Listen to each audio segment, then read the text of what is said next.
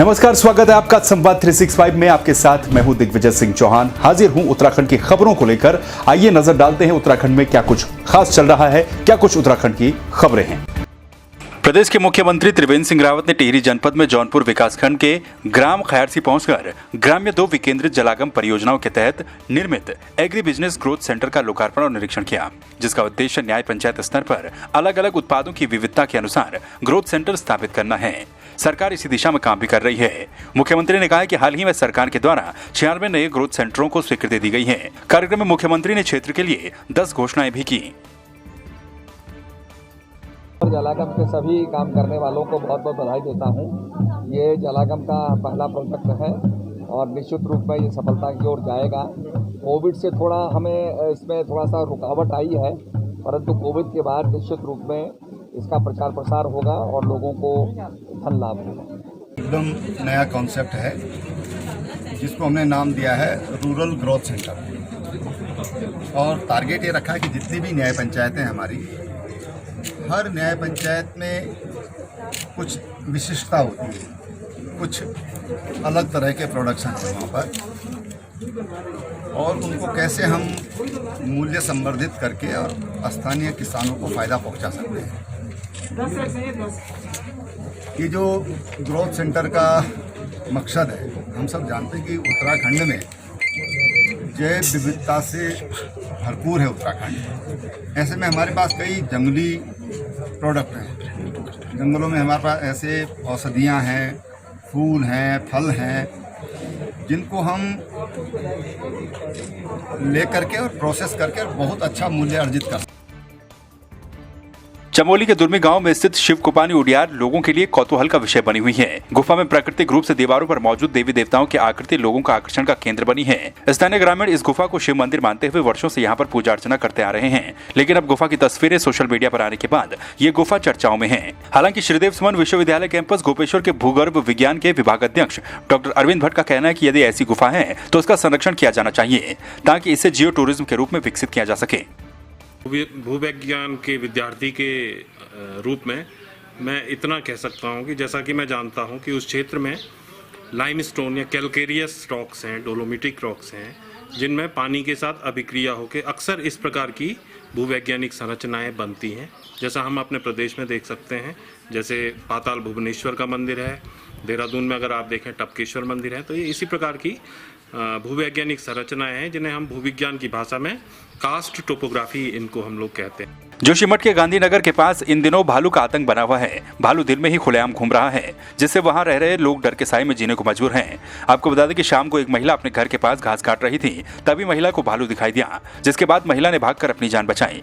इसके बाद स्थानीय लोगों के द्वारा वन विभाग को इसकी सूचना दी गई है।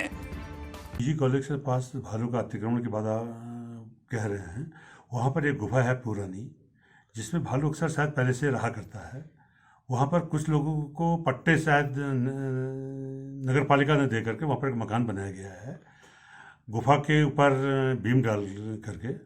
उस गुफा में भालू ने एक मादा भालू ने 2 बच्चे दिए हुए हैं। इसके कारण अक्सर भालू वहाँ दिखाई दे रहा है। हमारे स्टाफ द्वारा लगातार वहाँ पर गश्त की जा रही है कि वो भालू वहाँ पर किसी को नुकसान न करे, और लोग वहाँ पर अगर भीड़ लगाएंगे तो भालू अपने बच्चों की सुरक्षा के लिए किसी पर अतिक्रमण कर सकते हैं।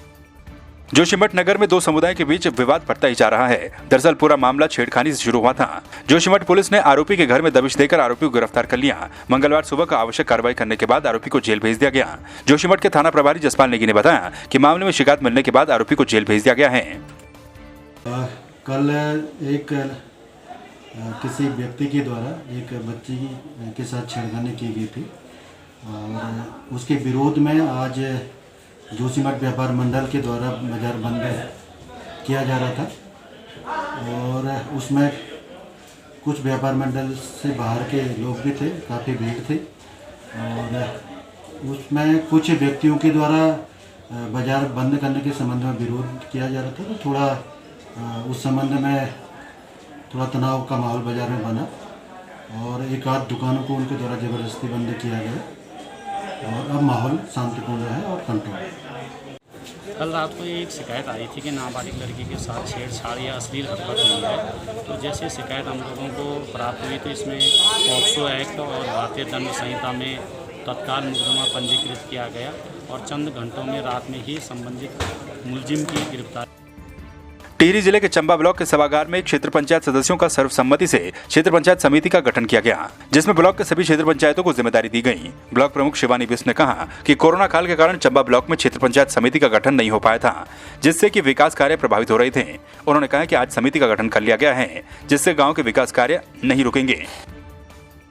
उसमें जिसमें समितियाँ नहीं बन पाई थी और वो जैसे बीडीसी हुई उसके तुरंत बाद तो ये कोरोना काल आ गया था, और जिसमें मैंने स्पेशली जिला प्रशासन से इसकी अनुमति ली है और उनकी अनुमति से मैंने आज ये समिति का आयोजन कर पाई हूँ।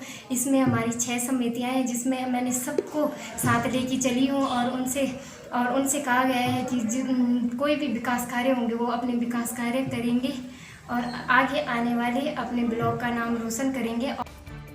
बीजेपी के राष्ट्रीय उपाध्यक्ष एवं प्रदेश के प्रभारी श्याम जाजू धर्मनगरी हरिद्वार पहुंचे, जहां उन्होंने दक्षिण काली पीठ मंदिर चंडीघाट में भगवान शिव की पूजा अर्चना की। दक्षिण काली मंदिर के स्वामी कैलाशानंद ब्रह्मचारी ने श्याम जाजू से शिव का रुद्राभिषेक करवाया। आपको बता दें कि दिल्ली से उत्तराखंड पहुंचे प्रभारी को होम क्वारंटाइन किया गया था। होम क्वारंटाइन के बारे में जाजू ने कहा कि वो यहाँ पर सिर्फ पूजा अर्चना करने आए हैं, न कि किसी कार्यक्रम में भाग लेने। साथ ही उन्होंने ये बताया कि उनकी कोरोना रिपोर्ट भी नेगेटिव है। ये सावन का महीना है, सावन का आज दूसरा सोमवार है। पूरे देश में भोले बाबा की भक्ति चलती है और ये हरिद्वार तो पूरे इस विषय की राजधानी है। तो आज मैं देश जो संक्रमण काल से गुजर रहा है, ये कोरोना का संकट खत्म हो, चाइना से जिस प्रकार की लड़ाई भारत की चल रही है उसमें हमें विजय प्राप्त हो और देश सुख समृद्धि की ओर जाए, इसी प्रार्थना के लिए मैं आज आया। हरिद्वार के ज्वालापुर क्षेत्र में राशन की दुकानों पर बायोमेट्रिक मशीनों का इस्तेमाल किया जा रहा है, जिससे कोविड-19 के फैलने का खतरा बना रहता है। उनकी सुरक्षा को लेकर अब एक राशन डीलर ने सैनिटाइजर मशीन लगाई है। दुकानदार ने अपने निजी खर्चे से एक सैनिटाइजर मशीन लगाई है, जिससे कि बायोमेट्रिक मशीन पर अंगूठा लगाने से पहले व्यक्ति अपने आप को सैनिटाइज कर बायोमेट्रिक मशीन का इस्तेमाल कर सकेगा। ये बहुत अच्छी मशीन है और पहले हम जब आते थे तो अंगूठा ऐसे लगाते थे और अब ये मशीन से पहले हाथ से सैनिटाइजर करते हैं और उसके बाद अपने अंगूठे पर लगाते हैं और इससे संपर्क नहीं होता। कोई व्यक्ति है ना जैसे कि भाई एक दूसरे के लगा रहे हैं उससे बचेंगे और ये बहुत अच्छी पहल है। मेरी जितने भी कार्ड धारक हैं मैं सभी से भी ये गुजारिश करूँगा कि वो थोड़ा सा सोशल डिस्टेंस बना के रखे और मास्क जो है वो सभी लोग मास्क लगाते। और हमने यहाँ पे जो है ना एक पहल की है, हमने अपने पैसे खर्च करके और यहाँ पे सैनिटाइजर मशीन लगाई है, ऑटोमेटिक सैनिटाइजर मशीन लगाई है, जिससे कि इस बार क्या हुआ सामने पहले 3 महीने जो सामान मिला है वो बिना बायोमेट्रिक बना के मिला है और इस बार जो सामान मिल रहा है वो बायोमेट्रिक यानी कि अंगूठा लगा के मिल रहा है सामान जो है। तो उसमें सबसे ज़्यादा खतरा ये होता है कि हमें ये नहीं पता चल पाता कि कौन संक्रमित है और कौन नहीं है। तो हमने उसको अपना पैसे खर्च करके ये मशीन लगाई है, जिससे ग्राहकों की सुविधा रहे। तो आपने देखा उत्तराखंड में क्या कुछ खास चल रहा है, क्या कुछ उत्तराखंड की खबरें रही। एक बार फिर से आपके सामने हाजिर होंगे उत्तराखंड की कुछ और खबरों के साथ। तब तक के लिए आप बने रहिए संवाद 365 के साथ। नमस्कार।